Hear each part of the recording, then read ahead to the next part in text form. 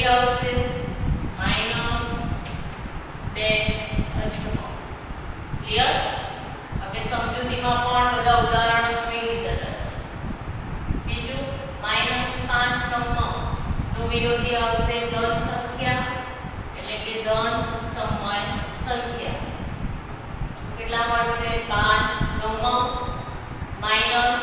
-6 છેદમાં -5 બંને કેવા છે માઈનસ છે એટલે માઈનસ માઈનસ પ્લસ એટલે આપણી રકમ તૈયાર થશે 6/5. હવે આપણે વિરોધી સંખ્યા આ સંખ્યાની લેવાની છે બરાબર એટલે કે 6/5 ની વિરોધી સંખ્યા કઈ આવશે -6/5. 2/-9 છે તેની વિરોધી કઈ આવી જશે ધન સમય સંખ્યા.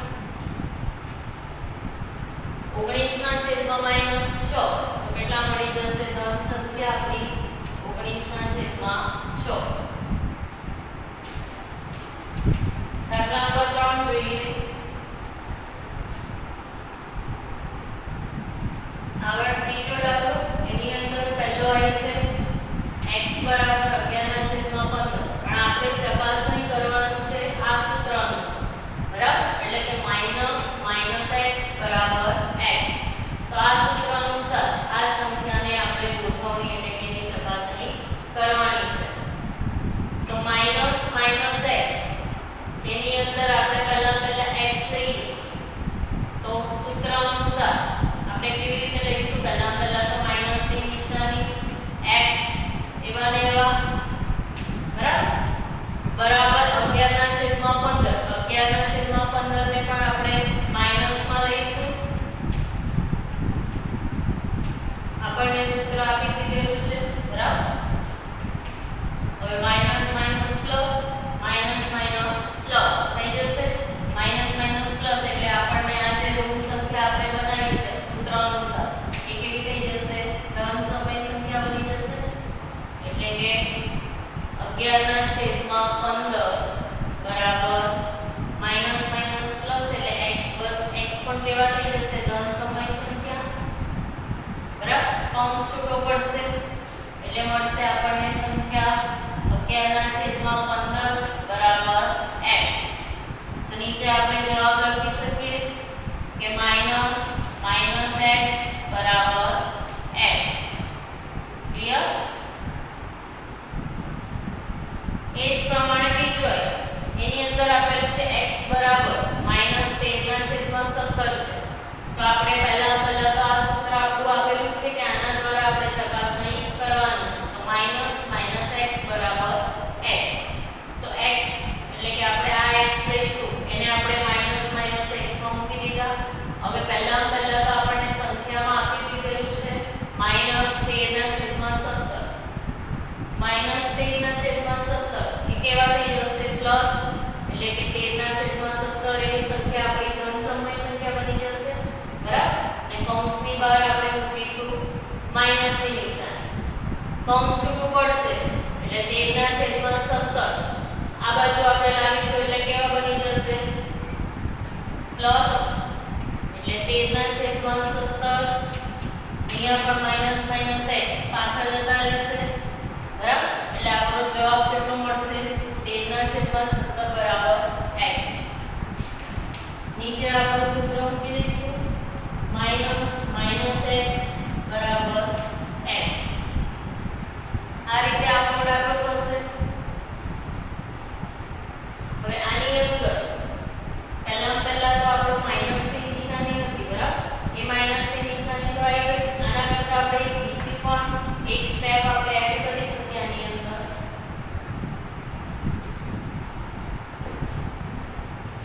-13/17 છે બરાબર.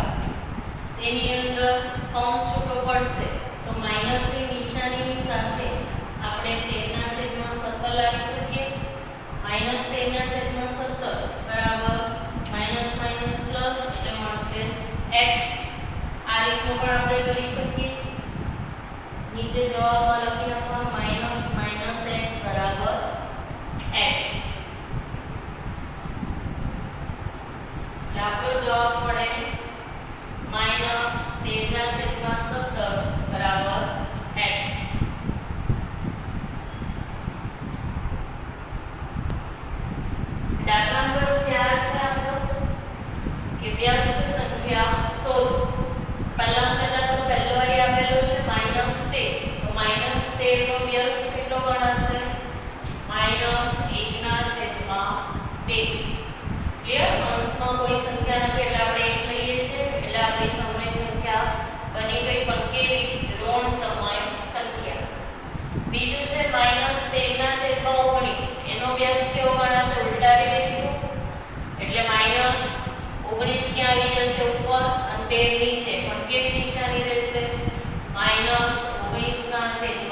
13 એક પંચમાંશ તો એક પંચમાંશનો વ્યાસ કેટલો ગણાશે 5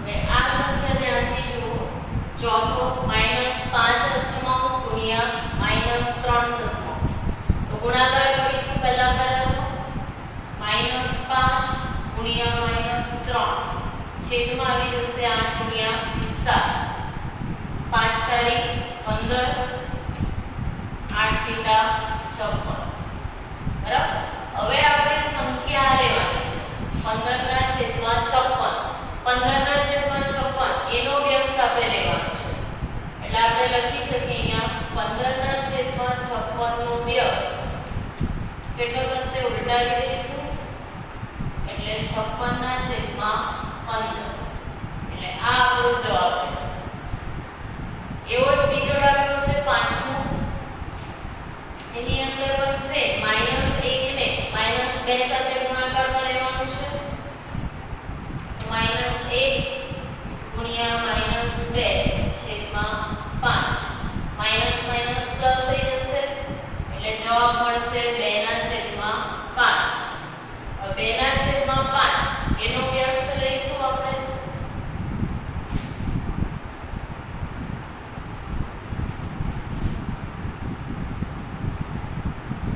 તો 2 ના છેદમાં 5 નો વ્યસ્ત કેટલો આવશે ઉલટાવી દઈશું એટલે મળશે 5 ના છેદમાં 2 એના પછીનો છે રકમ છે આપણી પાસે -1 નો વ્યસ્ત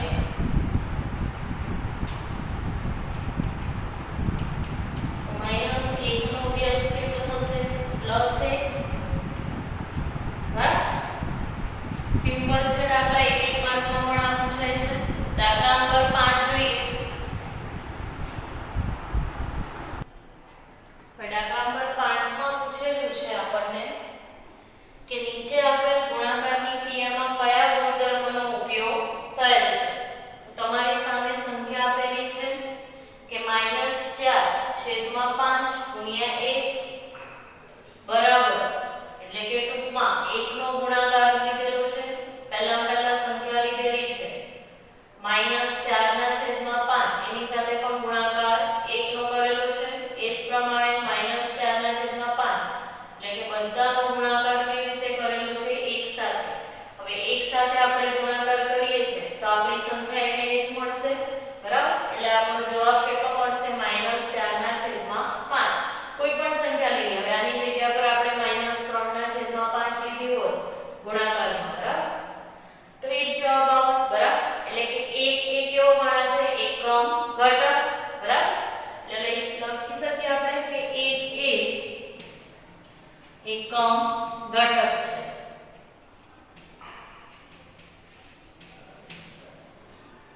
ક્લિયર એટલે આની અંદર તો આટલું જ આવશે કે એક એકમ ઘટક દર્શાવે છે પણ કોના માટે ગુણાકાર માટે એટલે કે આપણે એડ કરી શકીએ આની સાથે કે એક એ ગુણાકાર માટેનો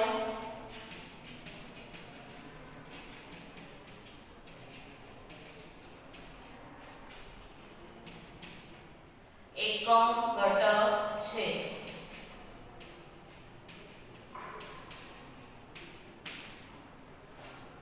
બરાબર છે બીજો છે -13/17 ગુણ્યા -2/7 એના બરાબર પાછી ગુણાકારની પ્રક્રિયા આપેલી છે એટલે કે આપણો કયો ગુણધર્મ આવશે ક્રમનો ગુણધર્મ પણ ગુણાકારની ક્રિયામાં આવશે બરાબર એટલે આપણે વાક્ય રચનામાં કેવી રીતે લખી શકીએ કે ગુણાકારની ક્રિયામાં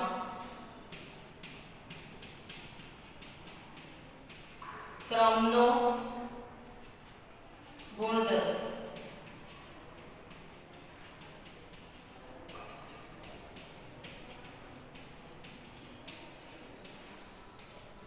બરાબર ત્રીજા આપ્યો છે -19/29 ગુણ્યા 29/19 એટલે કે કેવા આપ્યા છે ઉલટાવી દીધેલી છે પહેલી સંખ્યા તમે જોઈ શકો છો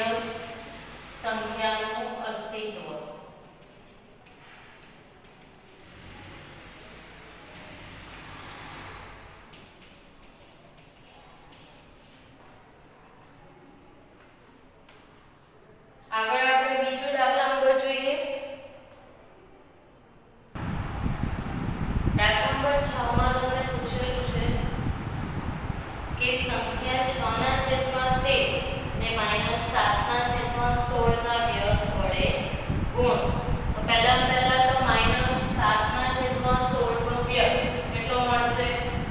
-16/7.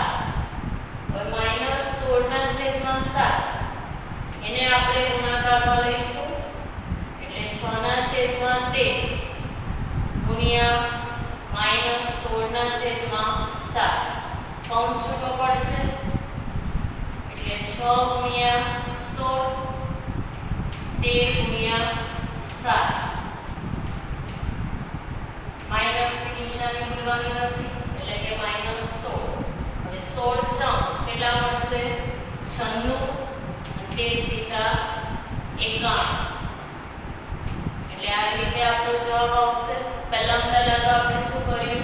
સંખ્યા -7/16 ને આપણે વ્યસ્ત એટલે કે ફેરવી દીધી તો મળશે -16/7. બીજી સંખ્યા આપણી પાસે કઈ છે? 6/13 એની સાથે આપણે ગુણાકારમાં લીધી. કૌંસમાં આપણે પહેલા તો -16/7 કૌંસ છૂટું પડશે એટલે સાથે આપણે સળક આપણે પેલી સમતલમાં આપણે લઈ શકીશું એટલે કે 6 ગુણ્યા -16/13 ગુણ્યા 7 16 6 96 માઈનસ તો રહેશે જ છેદમાં 13 × 51.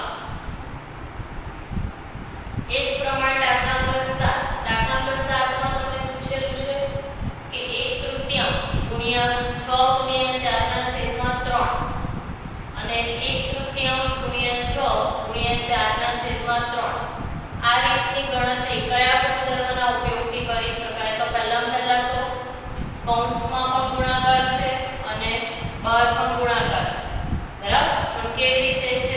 જૂથમાં આપેલો છે, બરાબર? એટલે કે આપણે લખી શકીએ 1/3 ગુણ્યા 6 ગુણ્યા 4/3 માંથી 1/3 ગુણ્યા 6 ગુણ્યા 4/3 પદ લખવા માટે ગુણાકારની ક્રિયામાં જૂથનો ગુણધર્મ ગણાય.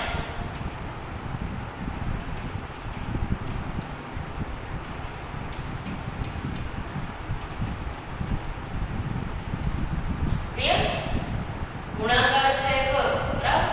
ધારો કે આપણે કૌંસ ના આપ્યો હોય, આપણે સળંગ ગુણાકારમાં હોય તો આપણો કયો લાગુ પડે? 3 નો ગુણધર્મ. અને આની અંદર આપણને જૂથ સાથે આપેલું છે, બરાબર? એટલે આપણે લખેલું છે કે ગુણાકારની ક્રિયામાં જૂથનો ગુણધર્મ. દાખલા નંબર 8 માં તમને પૂછેલું છે કે શું 8/9 એ સંખ્યા -1.1 નો વ્યસ્ત છે? કેમ અથવા કેમ નહીં? તો પહેલા તો -1.1 એટલે આપણે કેવી રીતે એને આપણે ગુણાંકમાં લખીએ છીએ? 8 × 8 8 ને 1 9 એટલે -9 તો ખરા જ છેદમાં 8 થઈ જશે, બરાબર? એટલે આપણે જે અંશમાં સંખ્યા હોય એ આપણે એક સંખ્યા કરતા વધારે એડ કરીએ છીએ. 8/9 એને પણ આપણે ફેરવી દઈએ એટલે કે 8/9 ગુણ્યા કેટલા થઈ જશે? -9/8 સરખી સંખ્યા ઉડી જશે, બરાબર? +9 -9 કોઈ સંખ્યા નથી એટલે આપણો જવાબ કેટલો આવશે? -1. એટલે આપણે લખી શકીએ કે -1 does not belongs to 8. બે વ્યસ્ત સંખ્યાઓનો ગુણાકાર કેટલો થશે? 1 જ થશે, બરાબર? એટલે કે વ્યસ્ત સંખ્યા એટલે -9 +9, બરાબર? દાખલા નંબર 9 એની અંદર તમને પૂછેલું છે શું 0.3 એ 3.1/3 નો વ્યસ્ત છે? તેની અંદર પહેલા તો 3.1/3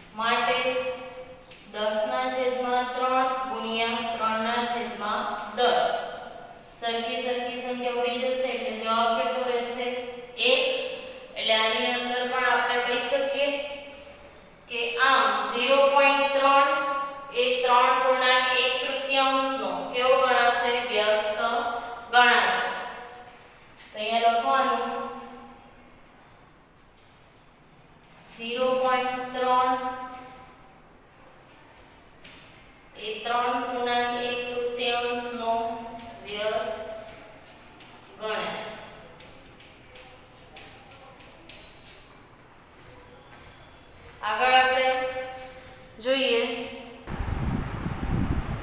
દાખલા નંબર 10 આપણે જોઈએ એની અંદર તમને પૂછેલું છે કે એવી સમય સંખ્યા કે જેનો વ્યસ્ત ન હોય તો એવી સમય સંખ્યા આપણે લેવાની છે તો પહેલા તો શૂન્ય એવી સમય સંખ્યા છે કે જેનો તે વ્યસ્ત નથી બરાબર એટલે આપણો જવાબ સિમ્પલ સમય સંખ્યા કેવી છે શૂન્ય એટલે કે એ એવી એક જ સમય સંખ્યા છે જેનો કોઈ વ્યસ્ત હોતો નથી બીજો છે પ્રશ્ન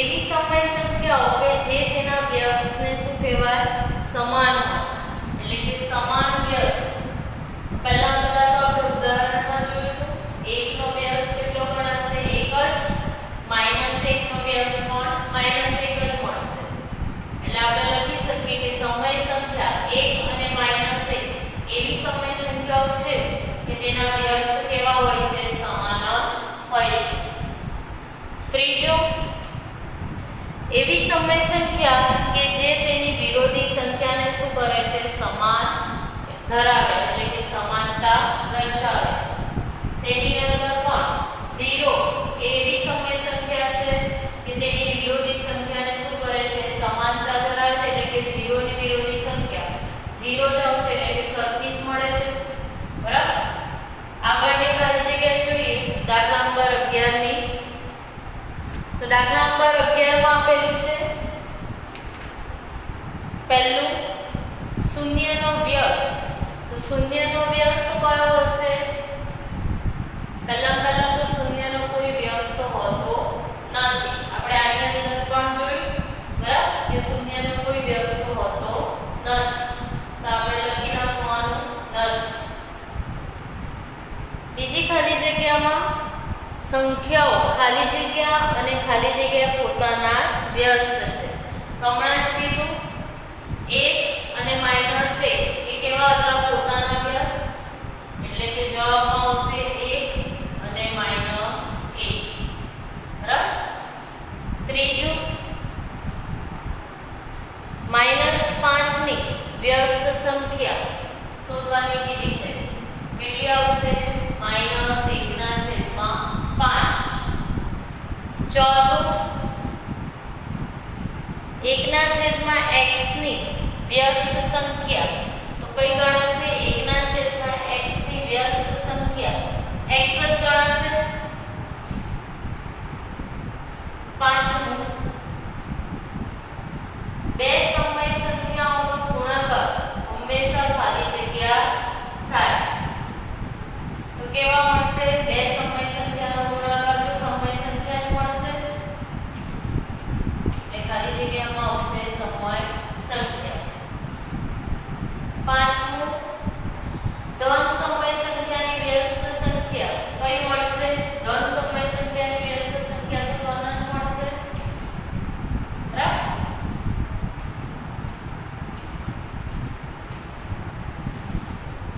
અહીંયા આપણું સ્વાધ્યાય 1.1 પૂરું થાય છે તમારી ફેર નોટમાં બધા દાખલા ગણી નાખવાના બરાબર બધા જ આપણે ગણી નાખ્યા છે એક દાખલા તમને મેં કરાવ્યા છે તો એ ફેર નોટમાં કમ્પ્લીટ કરી દેજો આગળનો આપણે સમજૂતી જોઈએ યાદ રાખો એની અંદર પહેલા તો આપેલું છે કે આપેલ સમય સંખ્યાને સંખ્યા રેખા ઉપર દર્શાવવા માટે સમય સંખ્યાને છેદ જેટલા ભાગ ધરાવે એટલા જ બે પૂર્ણાંક સંખ્યાઓની વચ્ચે એટલે કે એને દર્શાવવામાં આવે છે એટલે કે આપણે બે સરખા ભાગ પાડી દઈએ ધારો કે આપણી આ સંખ્યા રેખા છે 0 પછી આપણે લીધા 1/4 2/4 3/4 બરાબર એને પછી આપણે શું કરવાનું સરખા ભાગ પાડવાના છે એટલે કે 1 થી 3 વચ્ચે આપણે નામ આપી દઈએ છીએ 1 બરાબર એટલે A થી B સુધીનું અંતર B થી C સુધીનું અંતર ક્લિયર એટલે એવા સરખા ભાગ પાડી દઈએ તો આપણને નિરૂપણમાં શું થાય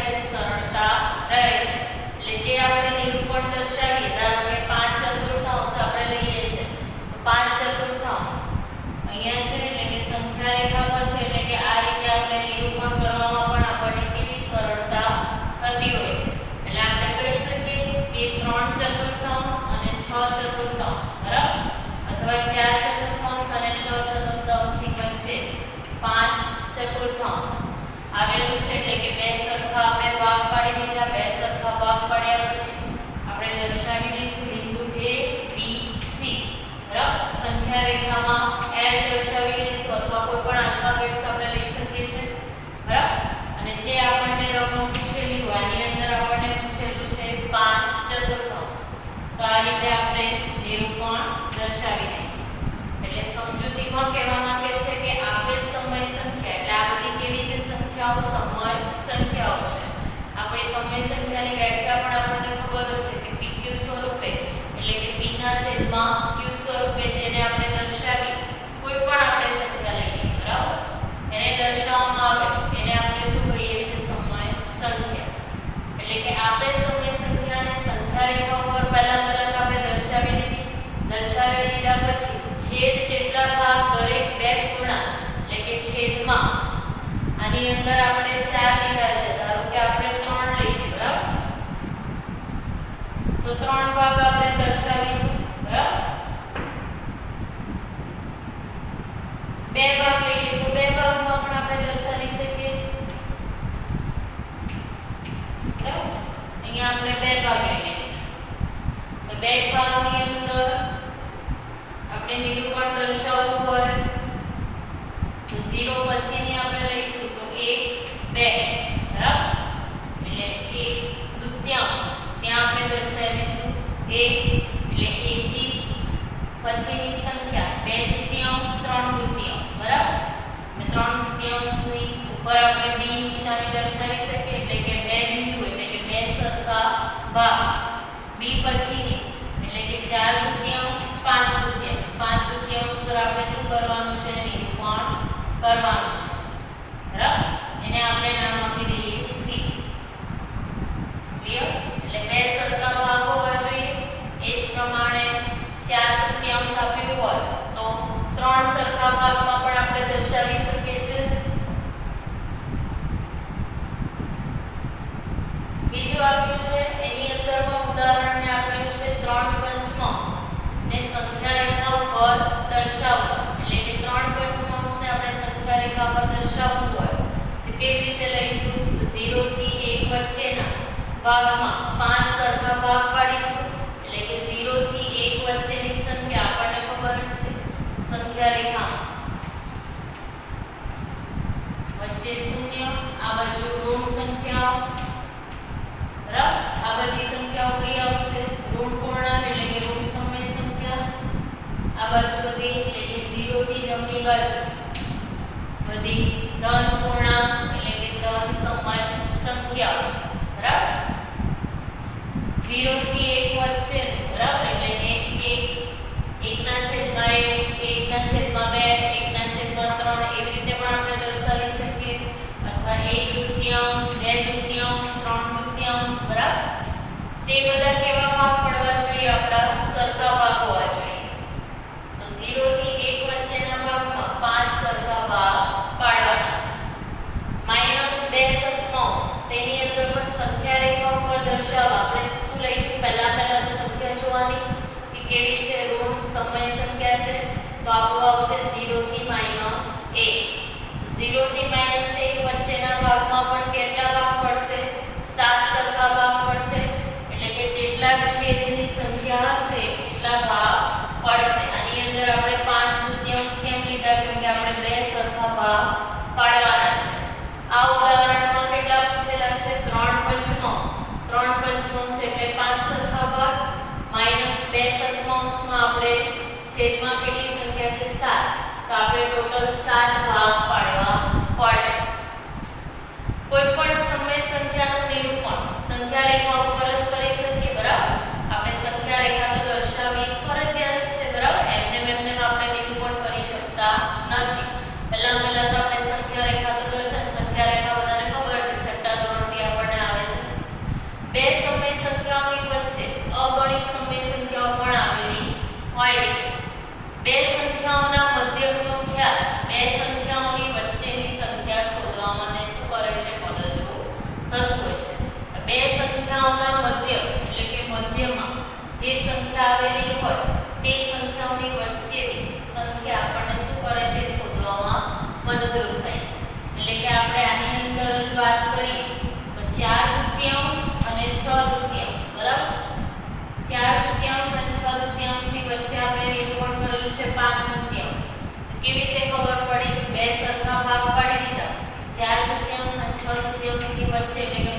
આપણો કયો ગણાશે 5 તૃતીયાંશ બરાબર મધ્યકને ધ્યાનમાં લઈને આપણને સરળતાથી આપણે નિરૂપણ પણ કરી શકીએ